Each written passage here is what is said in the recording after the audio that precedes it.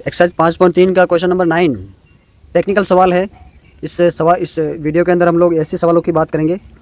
हमें बोला गया है कि किसी समांतर श्रेणी के प्रथम 7 पदों का योग 49 है और 17 पदों का योग 289 है। हमें n पदों का योग ज्ञात करना है। तो पहले अपने को ये पता करना पड़ेगा कि n पदों का योग ज्ञात करने के लिए हमारे पास में a और d होना चाहिए। तो a और d हमें कैसे प्राप्त होगा? a और d प्राप्त करने के लिए हम लोगों को क्या करना पड़ेगा? a और d प्राप्त करने के लिए हम लोगों को करना पड़ेगा कि ये 7 पदों का योग और 17 पदों का योग जो इसकी कंडीशन बनेगी, समीकरण बनेंगे, समीकरण बना के इसको सोल्व करना पड़ेगा। तो चलिए इसको शुरू करते हैं। प्रथम 7 पदों का योग का मतलब होता है S7।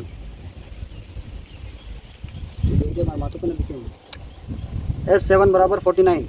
आप बताइए Sn का फॉर्मूला कैसे लिखेंगे? S7 n/2, n का मान 7 है, n/2 कोष्टक 2a, a हमारे पास नहीं है, प्लस n-1 7 - 1 इंटू d बराबर 49। यह बात आपको समझ में आई होगी। हम लोग सवाल करते हैं ऐसे। अब यहाँ जो कंडीशन बनती है कि इस 7 और 2 को अंदर गुणा करने का कोई मतलब नहीं, इसको इधर ट्रांसफ़र कर देते हैं। तो ट्रांसफ़र करने के लिए क्या करेंगे? पहले आप एक काम करें, इसको सरल करें। 7/2 2a प्लस 7 में से 1 गया तो 6d इज इक्वल टू 49। इस 2 से इस 2 को काटेंगे तो 1 कटेगा, ये 6 भी कटेगा, 3। कोष्टक के अंदर दोनों संख्याएं कटती है, तो क्या बचेगा? a plus 3d।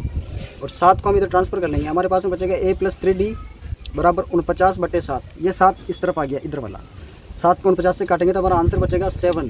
तो a प्लस 3d की वैल्यू हमारे पास में प्राप्त हुई है 7। समीकरण 1। समीकरण 1 हमने कैसे प्राप्त किया आप लोग देख सकते हैं। इसी प्रकार से हम समीकरण 2 प्राप्त करेंगे। समीकरण 2 में मैं बनाते समय वीडियो को थोड़ा फास्ट चलाऊंगा, आप लोगों को अपने आप ही समझना होगा कि कैसे हुआ, क्योंकि ईजी होगा। हमें दे रखा है S17 इज इक्वल टू 289। आप देखेंगे कि हम किस प्रकार से इससे सोल्व करते हैं।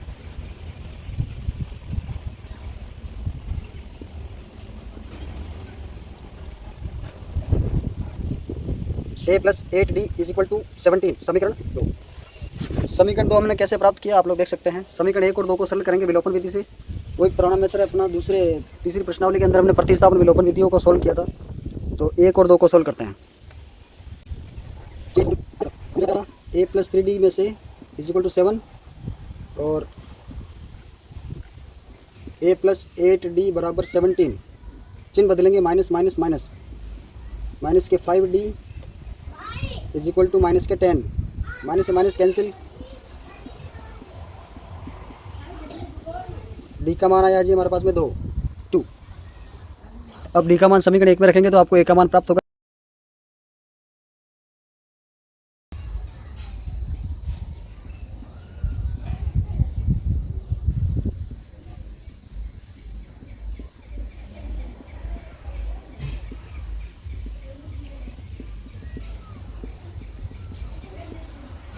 ए का मान हमारे पास में 1 आया, डी का मान हमारे पास में 2 आया। हमें पूछा गया है कि n पदों का योग क्या होगा। तो n पदों का योग होता है Sn।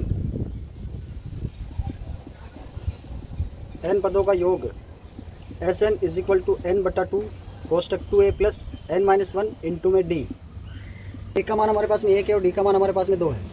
n/2 2a 2 into 1 plus n-1 into 2 n/2 2 plus 2 को n से गुणा करेंगे 2n, 2 को -1 से गुणा करेंगे तो माइनस के 2 से 2 कट गया और हमारे पास बचा n/2 और ब्रैकेट में हमारे पास में बचा 2n। 2 से 2 कैंसिल हो गया, n को n से गुणा करेंगे तो आंसर आएगा n²। हमारे पास में n पदों का योगफल n² है। हमारे पास में n पदों का योगफल n² है। मैं उम्मीद करता हूँ कि ये सवाल आप लोगों को समझ में आया होगा। बढ़ते हैं नेक्स्ट सवाल की ओर। 10वें सवाल में अपने को बोला गया है कि दर्शाइए कि a1 a2 an से एक AP बनती है यदि an नीचे दिए गए अनुसार परिभाषित है। आपको an is equal to 3 + 4n। साथ ही प्रत्येक स्थिति में प्रथम 15 पदों का योग ज्ञात कीजिए। ओके, 15 पदों का योग हम तब ज्ञात करेंगे जब हमारे पास में a और d होगा, यानी हमारे पास में AP होगी। अगर मैं आप लोगों को AP निकाल के बता दूं तो आप लोग जो है उसका आंसर आराम से निकाल सकते हैं 15 पदों का योग। यहाँ पे n बराबर 1 रखने पर हर बार आप लोग 1 से 2 से 3 से ऐसे रखते जाएंगे और आपके पास एक समांतर श्रेणी का एक पद आता जाएगा। तो a1 हमारे पास में हो जाएगा 3 + 4 × 1। हमने n की जगह 1 रख दिया। 3 प्लस, देखिए ये 4n है, इस n की जगह 1 रखना है, तो ये 41 नहीं होंगे, 4 × 1 होंगे, तो 4 × 1 और 4 × 1 होता है 4 × 1 = 4। तो a1 का मान आपको क्या प्राप्त हुआ जी? a1 का मान आपको प्राप्त हुआ है 7। तो वैल्यू ऑफ a1 आपको 7 प्राप्त हुई। इसी प्रकार से n बराबर 2 रखने पर, पहले आपने 1 रखा, अब आप रखेंगे 2, तो ये हो जाएगा a2 3 + 4 × 2, यानी इसकी जो सोल्यूशन होगा वो कैसे होगा क्या प्राप्त होगा, A2 बराबर 3 प्लस 4 टू 8, A2 बराबर 3 और 8 11, दो पद प्राप्त हो गए। हम समांतर श्रेणी बना सकते हैं। हमारी AP बनेगी जी इस प्रकार से, पहला पद 7 होगा, दूसरा पद 18 होगा, और इसको हम डॉट डॉट डॉट कर लेते हैं। अब हमें बोला गया है कि आप इसके 15 पदों का योगफल ज्ञात कीजिए। ये आप लोगों को करना है।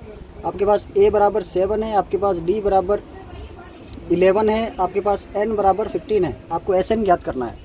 ये सवाल आप लोगों के लिए आप करेंगे होमवर्क में। इसका सेकंड क्वेश्चन कैसे करेंगे ये मैं आप लोगों को बता देता हूँ।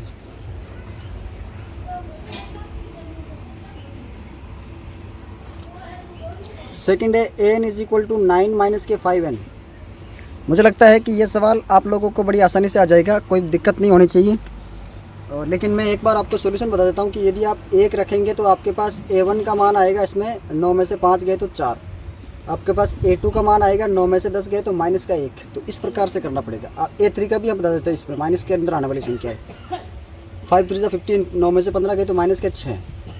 तो आपकी समांतर श्रेणी क्या बनेगी, इसमें AP आपकी बनेगी जी 4 minus 1 minus 6 dot dot dot. अब आप 15 पदों का योगफल ज्ञात कर सकते हैं। यह आपका 10वां सवाल। 11वां सवाल आप देख सकते हैं आपकी स्क्रीन पर है कि एक AP के यदि किसी AP के प्रथम n पदों का योग 4n माइनस n स्क्वायर है तो इसका प्रथम पद अर्थात S1 क्या है, प्रथम 2 पदों का योग क्या है, दूसरा पद क्या है, ये सभी आपको इसी प्रकार तीसरा पद, 10वां पद, nवां पद सभी ज्ञात करना है। तो चलिए हम बात करते हैं। आप लोग यहाँ पर एक चीज़ देखिए कि यदि हमको S1 ज्ञात करना हो तो प्रथम पद होता है A1। S1 A1 बराबर होता है, क्योंकि एक पद का योगफल एक पद ही होगा, यानी पहला पद ही होगा, यानी A1 ही होगा। अगर आपको S2 ज्ञात करना है तो आपको पहला और दूसरा पद जोड़ना पड़ेगा। S2 का मतलब A1 A2 दोनों को जोड़ दो। दो पदों का योगफल कैसे होता है? दो पदों का योगफल प्रथम दो पदों का योगफल होगा पहला पद दूसरा पद, तो A1 प्लस A2। ये चीज़ आपको समझनी पड़ेगी। इसी प्रकार से अगर आप S3 लिखना चाहें तो आप लिख सकते हैं A1 plus A2 plus A3 ऐसे। तो यह बात आपको मैं उम्मीद करता हूँ आपको समझ में आएगी। यहाँ पर हम पिछले सवाल के जैसे n की जगह पर 1 2 3 रखेंगे और कुछ मान आएगा, वो मान जो है वो AP नहीं बनेगी, वो बनेगा इस तरह से S1 S2 S3। यानी अगर आप S2 का मान देखेंगे तो A1 प्लस A2 का मान होगा, ना कि A2 का मान होगा। यही आपको समझने और सीखने वाली बात है। तो यहाँ पर n बराबर 1 रखने पर S1 is equal to 4 multiply 1 minus 1 का स्क्वायर, 4 1 जा 4 माइनस 1 यानी 3। S1 अर्थात A1 हमारे पास में आ गया जी 3। यह आप लोगों को क्लियर हुआ होगा।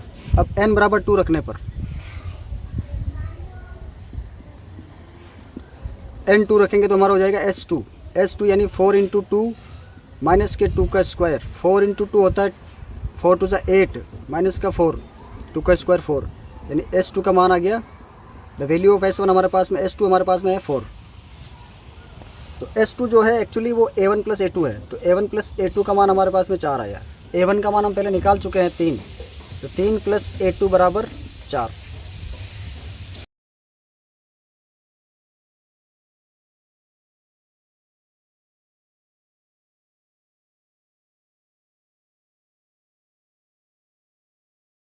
मिटा देते थोड़ा सा अपन AP। अगर आप AP यहाँ पर लिखे तो A1 A2 आपके पास में है, क्या क्या है जी?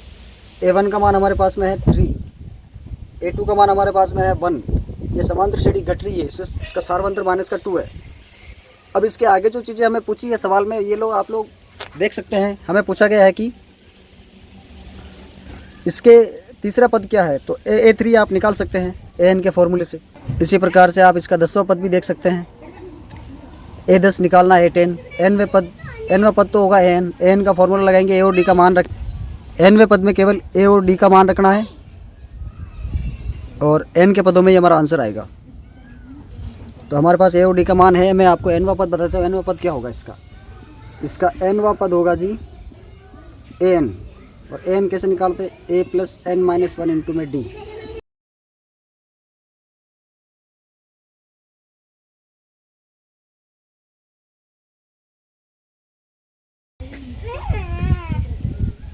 ये -2 -1 प्लस के 2 हो गए। ये होगा हमारा nवां पद। तो ये जो वीडियो है आप लोगों को कंप्लीट, हमने 3 सवाल आपको बताए। पिछले वीडियो मैंने बोला था कि ये तीनों हम एक साथ करेंगे, तो हमने एक साथ किए हैं आज इनको। मैं आप लोगों से उम्मीद करता हूँ कि आप लोगों को ये सवाल समझ में आए होंगे। अगला सवाल जो है हम अगले वीडियो में देखेंगे। Okay, thank you.